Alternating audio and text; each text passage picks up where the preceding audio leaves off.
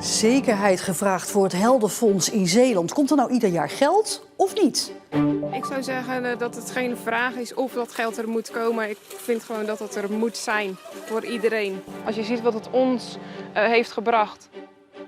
En verder in deze Zeeland nu. Duizenden Zeeuwen ondertekenen petitie. En geschiedenisonderzoek als therapie.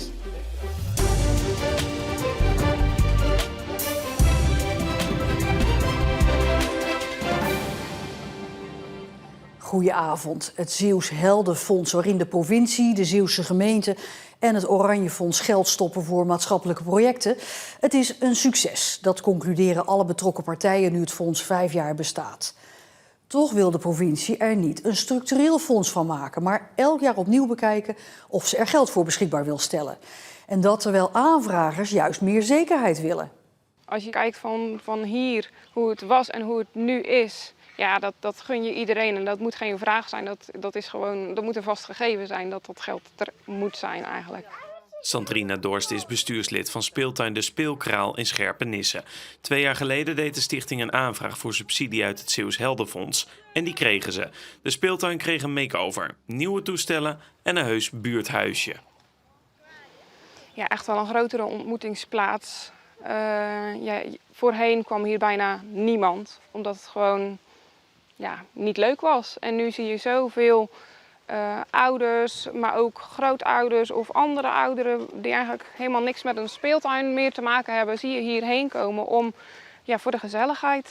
Ja, een praatje, even het huis uit, even niet het eenzame gevoel hebben. Het heeft heel veel meer gebracht voor Scherpenisse. Dorst vindt dat de subsidie voor maatschappelijke projecten structureel zou moeten zijn, zodat ook nieuwe projecten de komende 4 jaar de zekerheid hebben dat ze een aanvraag kunnen indienen. Maar volgens provinciebestuurder Harry van der Maas kan dat niet. Het is een samenwerking tussen 13 gemeenten, de provincie en ook het Oranjefonds. En wij hebben een samenwerkingsovereenkomst voor 2 jaar. En iedere keer verlengen we dat na 2 jaar. En dan natuurlijk voordat het afloopt evalueren we, gaan we verder. Nou, we zijn nu voor de 3e keer verder gegaan. Maar ik vind het wel belangrijk om steeds te evalueren en voldoet het. Want je moet ook het Heldenfonds niet zien als iets wat ieder jaar dus structureel uitgekeerd wordt. Het is eigenlijk iedere keer een eenmalige bijdrage om het project een zetje te geven. Ik zou zeggen dat het geen vraag is of dat geld er moet komen. Ik vind gewoon dat het er moet zijn voor iedereen. Als je ziet wat het ons heeft gebracht, maar ook hoe makkelijk het eigenlijk is gegaan, ja zeker, absoluut. En we gaan naar politiek verslaggever Heiko Strietman op het Abdijplein in Middelburg. Heiko, ik hoor Van der Maas zeggen, het gaat elke keer om iets eenmaligs.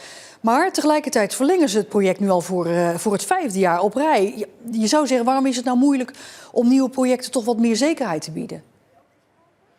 Ja, simpel gezegd omdat ze het niet aandurven om het voor bijvoorbeeld de komende 5 jaar vast te leggen en daarvoor een x-bedrag te reserveren. En dat is jammer voor toekomstige projecten, want zo zeggen projecten die al geweest zijn, als je nou weet dat de komende 5 jaar er een potje is, dan kun je beginnen met plannen maken en een nieuw project starten. Maar goed, hier achter mij denken ze er anders over. Daar zeggen ze, nee, eerst een plan maken en dan kun je kijken of er geld is. Maar goed, om positief af te sluiten. De provincie heeft in ieder geval al wel besloten om het volgend jaar dan toch echt te verlengen. Ja, klopt. Zowel de Zeeuwse gemeente als de provincie hebben toegezegd. Dit jaar was er een bedrag van €250.000 beschikbaar. En dat bedrag zal er volgend jaar ook weer zijn. Politiek verslaggever Heiko Strietman, dankjewel. Met een kruiwagen vol postzakken bezorgden de boswachters van Natuurmonumenten vanmiddag 2700 petitiekaarten bij het provinciehuis. De petitie heeft alles te maken met de toekomst van het water in onze provincie.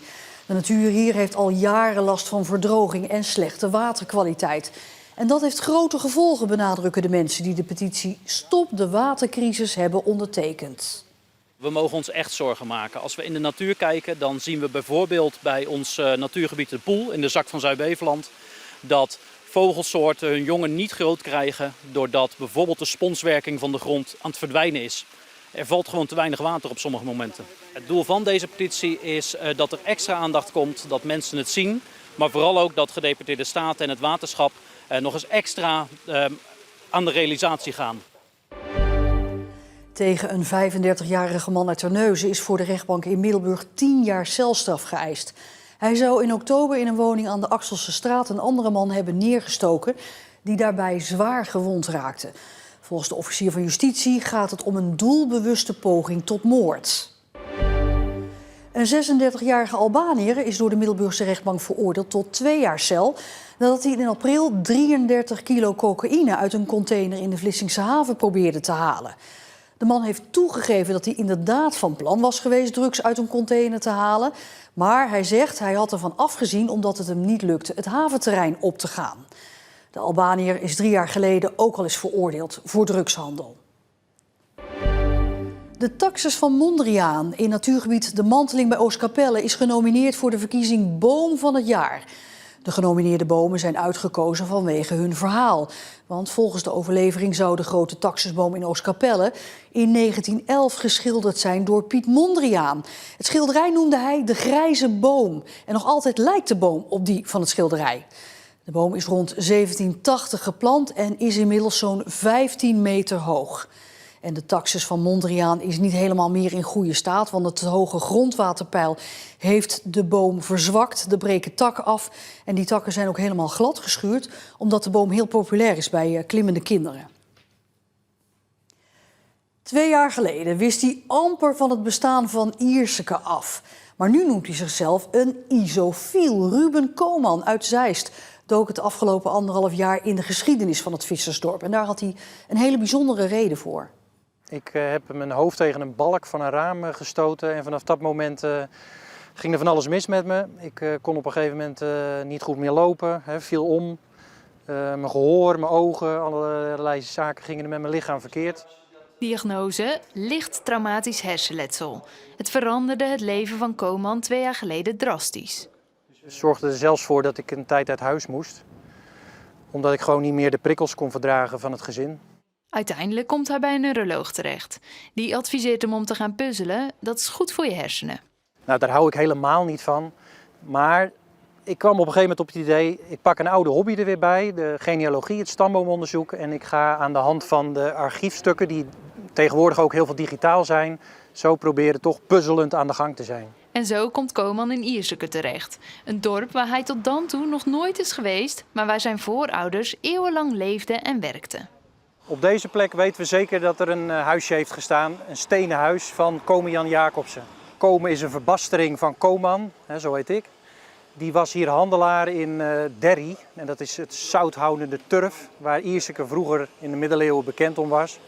En die handelde hier in die Derry en in tarwe, bier, meekrap. Hij was hier samen met zijn nazaat, heeft hij in Ierskedam gewoond tot ongeveer 1715. Inmiddels weet Koman een heleboel van de geschiedenis van het Bevelandse dorp. Hij spit de archieven door, bezocht het Oosterschelde Museum en praatte vooral heel veel met mensen uit Ierseke. Het bleek de sleutel tot zijn herstel. Ik zeg tegen mensen altijd, de doden brachten me weer bij de levenden. Dus genealogie, stammenonderzoek is natuurlijk allemaal leuk. Maar het leukste van Ierseke vind ik ook dat ik hier af en toe nu eens mijn hand in de lucht steek en dat ik de mensen ga kennen. Ik kon in beginsel door mijn hersenletsel ook niet goed praten met mensen. Ik kreeg dan constant duizeligheid en klachten. En door onder andere dit onderzoek ben ik weer in staat gekomen om dat soort dingen, gewoon normale dagelijkse dingen, contact met mensen weer te onderhouden. Gaan we weer meenemen naar het gezin, naar het midden van het land? Ja, alsjeblieft. Koman is Ierseke dankbaar en wil daarom iets terugdoen. Ik zou heel graag willen dat mijn kennis van de Ierseke geschiedenis, dat die op een bepaalde manier weer terug bij de mensen komt. In een boek of op een andere manier aan het museum. Zodat de Ierskenaren ook weten dat de geschiedenis niet alleen maar Oesters is. Maar ook de hele periode daarvoor is Ierseke een mooi handelsdorp geweest waar de Ierskenaren ook trots op kunnen zijn. En Ruben Koman is nog steeds bezig met het vergaren van informatie. Dus wie meer weet over de geschiedenis van Ierseke, die kan contact met hem opnemen. De dag begon al mooi, wel een beetje mistig, maar uiteindelijk werd het overal helder weer. En op sommige plekken zelfs 27 graden. Hè? Heel erg leuk voor die meeuwen. Het hele weekend blijft het nog dit zonnige weer. Ik zou zeggen, geniet er nog eventjes van, want na het weekend dan komt al een heel klein beetje herfstweer in zicht. En tot zover deze Zeeland Nu. Morgen zijn we weer bij u terug met een nieuwe editie. En voor nu nog een hele fijne avond.